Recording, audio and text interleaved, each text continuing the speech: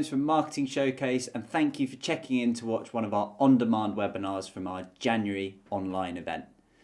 For this one, we were joined by Dan Broadbent and Carl Richardson from Objective Creative as they talked about proven strategies to generate more B2B sales leads. Another fantastic talk, so I hope you enjoy. Thank you for the introduction. I'm Dan Broadbent from Objective Creative. We're the UK's fastest growing business-to-business marketing agency. And with me is our creative director. I think he's there, depending on how you've got it configured. Carl? Yeah, my name's Carl Richardson, and as Dan mentioned, I'm creative and digital director of Objective Creative. So we've been working with the Marketing Showcase for a number of years now, when we've been speaking at those events and events throughout the globe. So hopefully what we've got is of interest. What we've tried to do, I know it's difficult because there'll be people with different expectations and different backgrounds. We've tried to have something in there for everybody. So do please excuse us if we're going through some very basics. We might be sucking eggs again. But what we wanted to do is make sure there's something for everybody. If you do need anything that's a little bit more in depth, then of course there are opportunities to ask questions and for us to catch up offline after the event. So without further ado, we'll get everything started. Like clockwork, here we go. So marketing strategy is proven to generate more B2B sales leads. So as I say, we're very much focused on business to business marketing. So to give you a little bit of a recap of what today's session is about, it's practical advice and support. But there's also an opportunity for you to ask some questions. And we're looking at your marketing challenges and opportunities. And we want to focus as much as possible on the opportunities. So although there are lots and lots of challenges, amongst that there are opportunities because there's a lot less happening. There's a lot more opportunity for you to get your marketing voice heard. In terms of the presentation, we'll have a bit of information on marketing strategy, to how we positively respond to the current situation and the business environment we find ourselves in, information on how to produce some great content and for you to become thought leaders in your sector. And most importantly, and we do know that this is the most important part for everyone, methods to generate more sales leads. So how we can actually get that inbox pinging, that phone ringing, and how we can make sure we're still generating some great B2B sales leads. So without further ado, just a little bit about ourselves, just to contextualise what we're doing. We won't take too much time on this section. But as I say, I'm Dan Broadbent, more than 20 years in the marketing industry. I know I don't look old enough, predominantly on on strategy, and it's been with global businesses and SME clients, both in the UK and when I enjoyed the sun a lot more in the Middle East region too. We're B2B marketing specialists, and my role here on the Marketing Showcase is hopefully to impart some of that experience and to be here just to answer some questions at the end. Now over to Carl. Thanks, Dan. Well, I definitely look old enough to have spent almost 20 years in the industry, mainly working leading creative agencies throughout the north of England. I didn't quite ever get as far as Dan, who went over to the Middle East. I got as far as our base in Sheffield, but up to Leeds. So which is far enough. It is far enough. It is. I also contribute to regional and national and international digital conferences. The main one being Brighton SEO, which is the biggest digital marketing conference in Europe. This year was done mainly online. So that saved my trip down to the South Coast, which I always look forward to. Saved our expenses, Bill. That's what he did, definitely. Absolutely. And as I mentioned earlier, I'm the creative and digital director of our agency, Objective Creative. Okay, so you know who you're talking to now and what we'd like to offer you, and there will be an option. Ashley's going to flash up a form for you later on when we get to this point. But there is a chance for you to have a complimentary B2B marketing audit. We do want you to go away with some practical help and advice, but we also think that there's also a benefit in having a talk to somebody just to get a fresh pair of eyes on your marketing. So if you'd like a fresh perspective on your marketing, then there is an opportunity to do so. And this can be whatever you need it to be, but we do often help people on the marketing strategy. You might have put something in place either for this calendar year, or you might be working towards the end of this financial year to launch. we can give you just another pair of eyes. It's not saying that we're going to revolutionize it. What we are saying is we can reaffirm some of the positives, and we can perhaps give you some fresh ideas. SEO and PPC, so again, people do benefit from analysis and recommendations, and they're particularly important at this time where we're not physically meeting people. SEO and PPC has really come into its own. We're speaking to Ashley before this, and we're so busy on new business because of our SEO and PPC strategy. So, you know, we're proof that it does actually work, so we can definitely help you with some recommendations. And then the website technical report, we'll have a look at some required fixes, because there may be errors on your website that are easily fixed either by yourself or your agency, and fixing those will make a big difference to your performance. So we've got 10 complimentary consultations available today. It's referred to within the goodie bag section of the Marketing Showcase. So well worth getting involved with that. We do very much encourage you to do so. As an agency, we're recommended agency register approved, so that's an independent insight into our creative and customer focused approach, and we're lucky to be in that report thanks to feedback from our clients, so we very much appreciate that. And we very much appreciate the fact that we're one of the UK's fastest growing business to business creative and digital marketing agencies. So everything we talk about today is geared towards business to business marketeers. There may be something you can take away if you're not in that arena, but we're all B2B, and I know there's lots of people that aren't, so hopefully we can be advocates for our part of the sector. In terms of services we deliver, it's everything you'd expect really from a full service agency, but the big one that we start with is strategy. So we feel that if you get the strategy right, and the strategy is only as good as the insight you have, then everything else will fall into place. So we'll have a look at some strategic marketing techniques as we go through the presentation. Some of the clients we work with, so there'll be some household names, so Skoda on their business side of their business, and there'll be others that are really ambitious SMEs as well. So whichever one of those two sectors you fall into, then we can work our magic with you. A lot of professional services and also some manufacturing and engineering businesses that we work with as well. And as you can see, the results are at the heart of everything that we deliver. We also have all the accreditations, so Carl will talk with knowledge from his Google accreditation. So I know that was actually a much more challenging task than he thought in terms of going through Google's academy at the top end there. So the AdWords and the analytics certification, he had to get his school books back out there. And also, as I say, the recommended agency register accreditation that we've already spoken about. And after this session, we're staying on Zoom for a lecture. We lecture on the Master's Marketing degree programme for Sheffield Hallam University. So you see a picture of Carl when he was allowed out of his house. Now it's all on Zoom at the moment, so you're in good company. We're right over virtually to Sheffield Hallam University after this.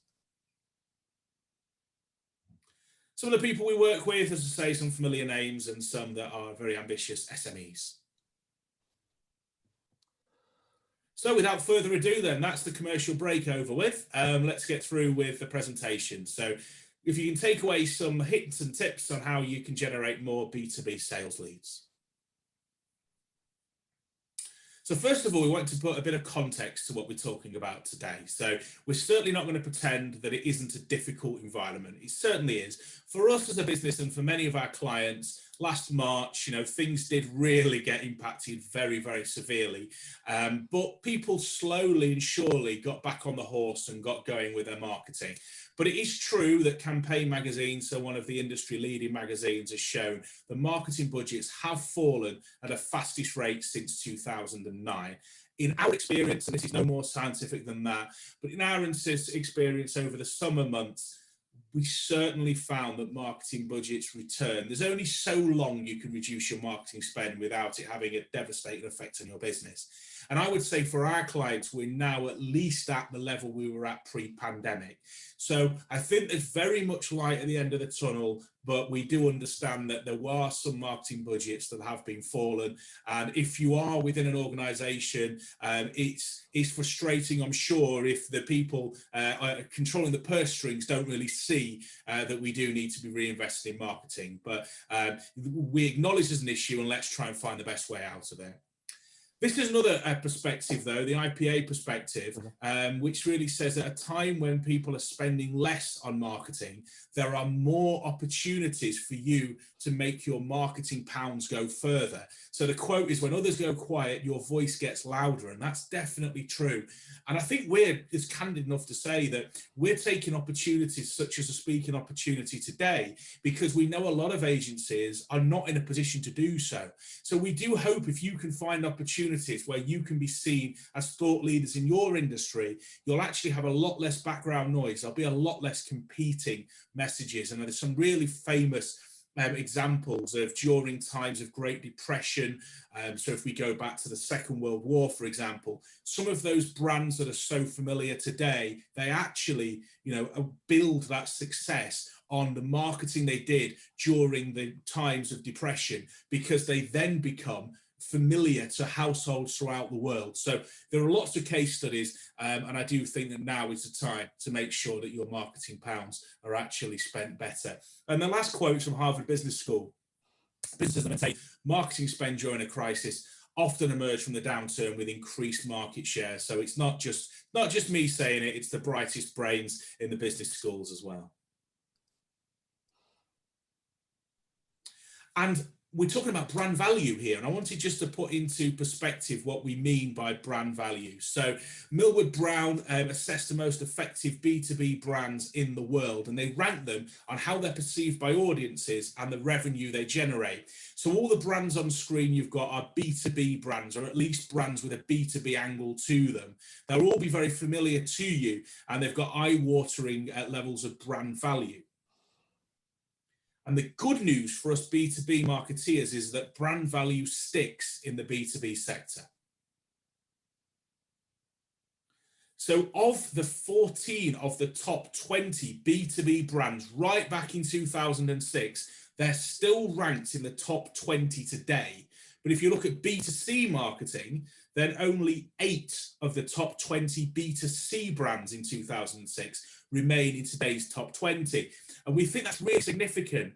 We know that we're probably not all comparable to Microsoft. You might be a small to medium-sized enterprise with some great ambitions, just like our agency.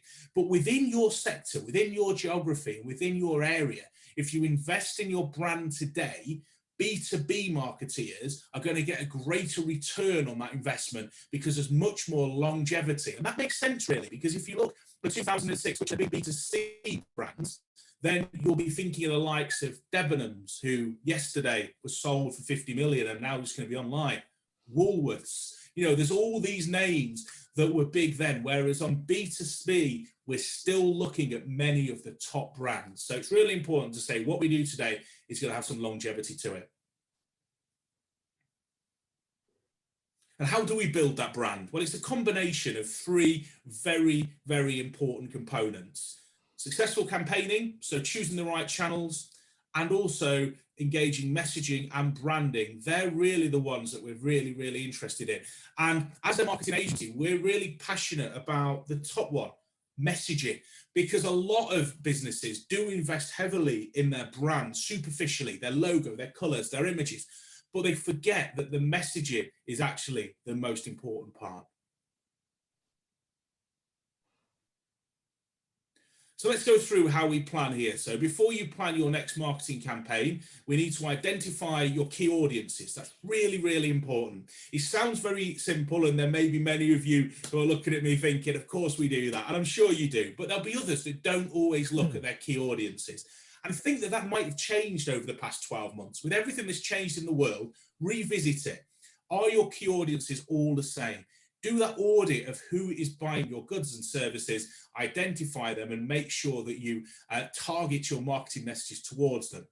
Review your messaging and branding. So we would always simply do the task of putting all of your messaging and branding alongside your competitors. Literally do it. Create your own brand board and see, do you stand out? Are you actually being clear about the distinct reasons that people should work with you?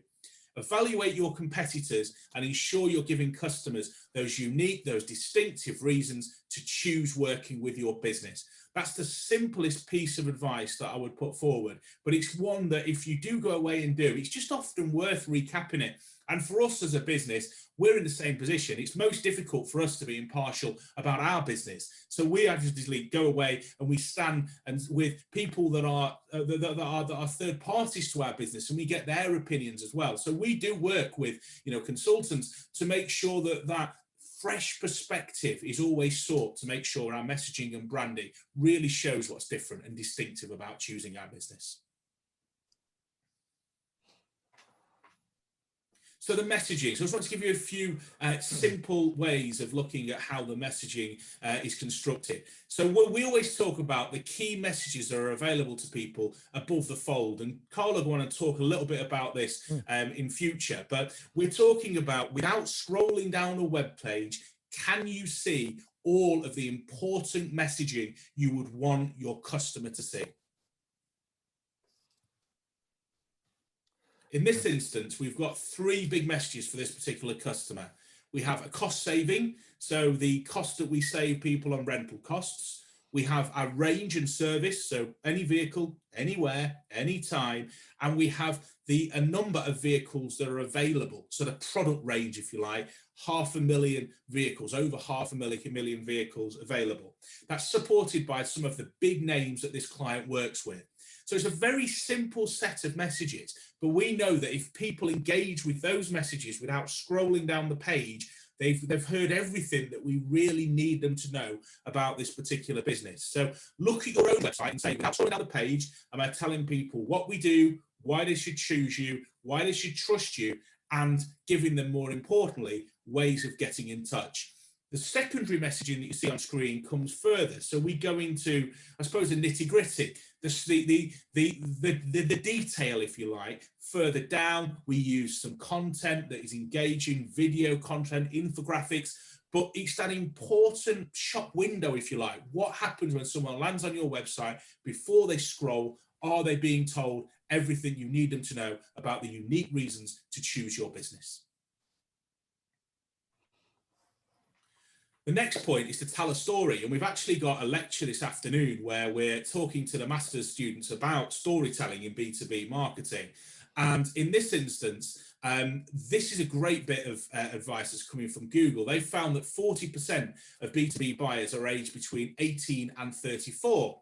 And younger buyers are more likely to engage with the brands they relate more to. And that makes a lot of sense, really. That I think sometimes as B2B marketeers, we feel that we're selling to another business, whereas in effect, we're selling to a person that works for another business. So if that person was buying a pair of trainers just before they get to work, when they get to the office, they're still the same person. So if they're relating to the story from Nike, they also want to relate to a story from the people that supply them with their stationery, for example, because we're people who like buying from people. So I think within B2B, one of the biggest pieces of advice I would say is think about your story, how your story helps your customer. So me and Carl, with our agency, when we formed the business before, you know, all the rest of the teams joined us, it was based on a vision. We'd worked for bigger agencies where the service isn't as good, where they're not customer focused, where they have A, B, and C teams. We've worked for agencies that are generalists, where they don't specialize. And we had a dream, if you like, not to be too poetic about it, where we would form an agency that was different. So we tell people that story so they can get to know what we stand for, what our values are. And then beyond that, then we can tell people what we can do to help their business, how we can support them more. So I would really greatly encourage you to tell a story. Don't just talk about what you do, talk about your passion, your motivation, and how you can benefit that particular business that you're working with. And we were involved in a marketing week event. It was a round table when you could actually virtually well, not virtually, you could actually physically get people around a table. And at that point, one of the quotes that I noted, I've got on screen there, about B2B marketeers stopping selling and start inspiring people. And we do think that is really, really important. More emotion to your content production, not just reinforcing what you do, it's why you do it. Everyone is passionate about their business, and we should share that. We shouldn't be scared of sharing that because we're selling to people. Down to Oh, take a cross breath, over Dan? to Carl. Yeah, I'll actually take a breath. Might have a coffee. Cheers, Carl. No worries. So as Dan touched on earlier, digital's never been a bigger part of the marketing mix, as people, are less mobile at the moment, can't really go to any trade shows, can't get face to face to hand over sort of more traditional marketing materials. Then marketing campaigns are now taking more and more focus on digital marketing techniques.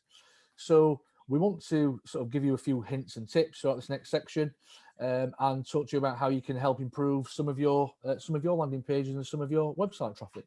So obviously, as we know, the most important platform is Google. They've got more than 2/3 of the monopoly of search traffic.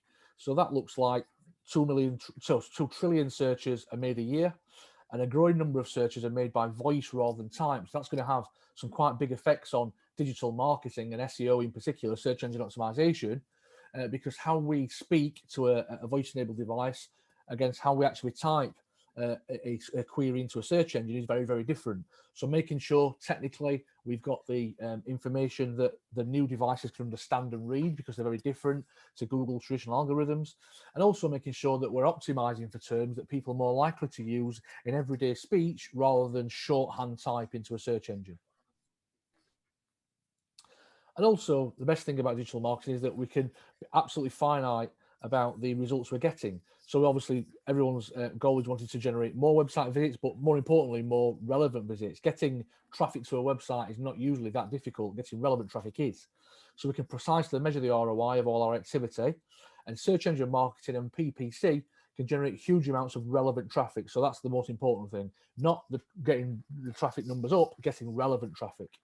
And through things like analytics and the tools we can use, lots of them are free, we can track someone all the way through their journey. So we can see how they found us, what keyword they used, if they clicked on an ad, which ad that was at the time of day, get some demographic information about that person, which allow us to build up a picture of their journey and the people that are most likely to buy from us. So we can do more of what works, and we can target our advertising and our messaging towards the people that are more likely to convert on our optimized landing pages, and less of what doesn't. So overall, our strategy combines the creative disciplines that you'd expect, but also with some technical innovation to make sure that we've got measurable data and cutting-edge technology solutions to make sure that we can do more of what works and less of what doesn't. So applying science to marketing will let us be much more cost-effective and return a higher ROI to our clients. So turning visitors into leads, as I talked about earlier, getting visitors there is only half the battle. Actually converting them is the biggest challenge. Getting relevant traffic to the site is number one. Number two is, when we get them there, what do we do with them? So most digital marketing campaigns use customized landing pages. So the amount of campaigns that we see or we inherit from other agencies where someone's spent quite a lot of time looking at their ads, their messaging, their keyword, but then just sending people to the website homepage, the website contact page, or a category page at best. What we want to do is send people to a landing page that's just around the subject matter they're interested in. So they can't go anywhere else. They've just got focused information, which will help us increase the chance of turning that visitor into a lead.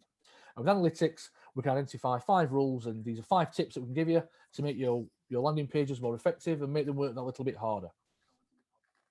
So number one of our 5 tips is to keep website forms short and simple. I'm yet to meet anyone that likes filling in forms unless they're an accountant. So keeping your forms as short as possible and asking for the least amount of information you need to allow your sales team to follow up that lead is where we should be going. And secondly, the buttons we use to submit those forms. The word submit is very clinical and not a very nice word. It's also very committal. If we very simply, very easily, you can change the actual call to action. So not only the color and the position, but the call to action, the message on the actual button that people will click to submit their inquiry. So the button should be prominent and reinforce a positive message or something that the person's going to get in return. So if they're going to get a free instant quote, let's say that, to give them that final push to give us their information. Also, to make sure, as Dan touched on earlier, that all important content is above the fold. And by that we mean on average screen, people don't have to scroll down to get the most important information. So it's about having a hierarchy of information from the top of the page down, as we looked at earlier with the Nexus example. So making sure that all the headline, the most important information, more importantly, the form, and again, the amount of campaigns we take over where the form is right at the bottom of the page, at the very last thing, we want the form to be at the very top. So if someone knows what they're looking for, has done their diligence, knows where the people we need to speak to, you can very easily and quickly give us their information and submit that all-important inquiry. And number 4 is to make sure that our forms are designed for mobile. Sounds quite obvious, but since 2018, just the second quarter of, that was a tipping point where mobile overtook desktop. So on average, and there's obviously there'll be nuances and there'll be different stats and criteria depending on your industry, but as an overall, visits to websites were more prevalent from mobile devices than desktop, and that's the first time that happened, and that's been slowly increasing over the last few years. So making sure that our forms and our experience is seamless on mobile and desktop devices has never been more important.